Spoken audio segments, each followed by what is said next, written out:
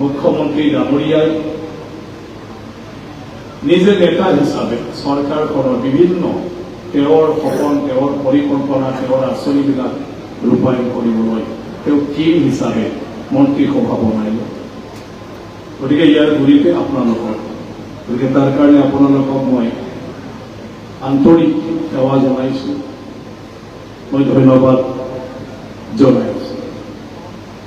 হয়, আমাৰ তামোলপুৰ হিচাপে মই যিদিনাৰ পৰা ৰাজনৈতিকভাৱে সমাজৰ লগত, ৰাজনীতিক দল, ৰাজনীতিক নেতাসকলৰ লগত জড়িত হৈ কাম কৰি আহিছোঁ, তেতিয়াৰ পৰা তামোলপুৰৰ ৰাইজৰ সদায় এটা আশা আছিলে যে তামোলপুৰ মন্ত্ৰী হলেহে তামোলপুৰ অঞ্চলৰ উন্নয়নটো সম্ভৱ।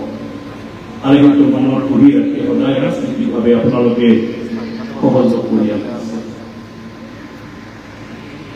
সৰুৰে পৰা তামোলপুৰ সামাজিক কামৰ পৰা আৰম্ভ কৰি ৰাজনৈতিকভাৱে মই সদায় ৰাইজৰ লগত থাকি কাম কৰাৰ সুযোগ পাইছোঁ। ছাত্ৰ জীৱনৰে পৰা মই নিখিল বড়ো ছাত্ৰ সন্থাত থকাৰ সময়তো তামোলপুৰৰ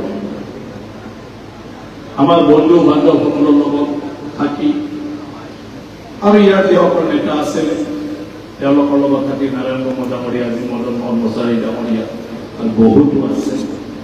আৰু সেইটোৰ দ্বাৰা তামোলপুৰ অঞ্চলৰ বিভিন্ন সামাজিকভাৱে কাম কৰা বিশিষ্ট ব্যক্তিসকলৰ লগত তেওঁলোকৰ মৰম পাবলৈ সক্ষম আছিল, তেওঁলোকৰ বিভিন্ন উপদেশ পাবলৈ সক্ষম হৈছিল।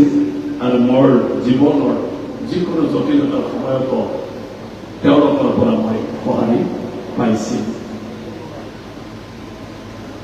2001 চনত মই ইয়াৰ পৰাই বিধায়ক হৈছিলোঁ। আপোনালোকৰ সকলোৰে মৰম, অৱশ্যে বৰ্তমানৰ ডেকা ল'ৰা বা উঠি অহা যুৱতীসকল হয়তো তেতিয়া সৰু আছিল, কাৰোবাৰ জন্ম হোৱা নাছিল 2001 চনত, যিসকল ভোটাৰে শক্তিশালীভাৱে এইবাৰ মোক সহায় কৰিলে, সমৰ্থন কৰিলে, কিন্তু বয়োজ্যেষ্ঠসকলে সকলোৱে জানে। 2001 চনৰ আগতো বিভিন্ন কামত মই জড়িত আছিল। বড়ো সাহিত্য সভা 1987 চনত ইয়াত হৈছিলে। তেতিয়া ইয়াত মই তামোলপুৰৰ নেতাসকলৰ লগত সাহিত্য সভাৰ কাম কৰিবলৈ সুযোগ পাইছিলোঁ। মানে বেজ বনোৱাৰ দায়িত্বটো আমি পাইছিলোঁ। সেই সময়ত আজিৰ নিচিনা চপা বেজ নাপাইছিলে, কাপোৰৰে বেজ বনাব লাগিছিলে। গতিকে গোটেই বেজ বনোৱাটো কাৰ্যকৰ্তা হিচাপে কেতিয়াও কৰিব পাইছিলোঁ। গোটেই বেজটো আমি কৰিছিলোঁ 2-3জনে।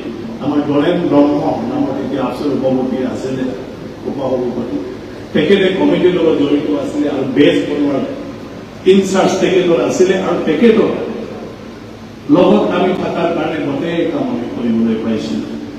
প্ৰফুল্ল মহন্ত ডাঙৰীয়া যেতিয়া আহিছিলে বহুতে মঞ্চত উঠিব পৰা নাছিল, আৰু তেতিয়া বহুতকে আমি নতুন নতুন বেজ বনাই দি পেলাই তাত মুখ্যমন্ত্ৰীৰ লগত মঞ্চত উঠিব পৰা কৰি দিছিলোঁ। তেতিয়া বহুত মৰম কৰিছিলে আমাক তামোলপুৰৰ ডিচিশ্যন কমিটি, সাহিত্য সভা কমিটি, বহুত নেতাসকলে। তেতিয়াৰ পৰাই মই পৰিচিত তামোলপুৰৰ সমাজত নেতৃত্ব দিয়া কাম কৰি অহা ব্যক্তিসকলক দেখিলে মই মাত্ৰ স্কুলৰ ছাত্ৰ আছিলোঁ।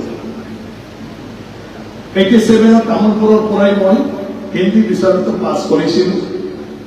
আমাৰ ঘৰতে ৰঙিয়াৰ পৰা উত্তৰ অঞ্চলত এটাই চেণ্টাৰ আছিলে, তামোলপুৰ হায়াৰ ছেকেণ্ডাৰী স্কুল। আৰু তামোলপুৰ ট্ৰাইবেল গেষ্ট হাউচত থাকি তাতে পঢ়ি তাৰ পৰা ইয়াৰ পৰা পৰীক্ষা পাছ কৰিছিলোঁ। আৰু তেতিয়াও বহুত মানুহক মই লগ পাইছিলোঁ, ছাত্ৰ জীৱনৰ পৰা, ৰাজনীতি কৰা, সামাজিক কাম কৰা। ইয়াৰ পিছত আফচু হিচাপে ইয়াত সকলোৰ লগতে থাকি গাঁৱে ঘূৰি পঢ়িলোঁ, আমি কাম কৰিলোঁ একেলগে। 2001 চনৰ পৰা বিধায়ক হ'লোঁ আৰু বিধায়ক হিচাপে ইয়াত কাম কৰাৰ সুযোগ পালোঁ।